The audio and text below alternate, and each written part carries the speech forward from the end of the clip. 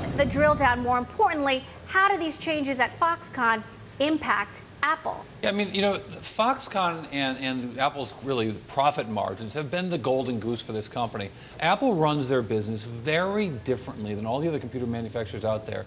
And the use of this Foxconn labor contract manufacturing and the way they do it is so important to this company. You know, we know what the stock price has done over the last year, over the last 5 years, you know, you name the interval, but when you look at the stock, you know, we know it's straight up and to the right.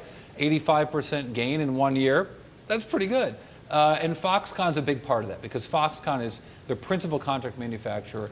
They use a lot of their profits to invest in equipment, to make advanced purchases through Foxconn, to actually acquire the material that will be used or the machines that will be used later by Foxconn to make their products. So the result is they have an entrenched relationship with this manufacturer, and they have benefited from the cheap labor and the cheap manufacturing of this company like no one else in the business. So a lot of other tech companies use Foxconn. A lot of other tech companies have factories in China. How do they compare to the way they run their business? Well, I think that's just it. I mean, you know, that's the big difference here. When you look, you know, we've got Dell reported earnings tonight, Hewlett-Packard's reporting earnings tomorrow. You can look across the landscape of companies that do very similar things and forget all the costs, right? Forget about the legacy costs or how efficiently they run the business or how much they spend in R&D.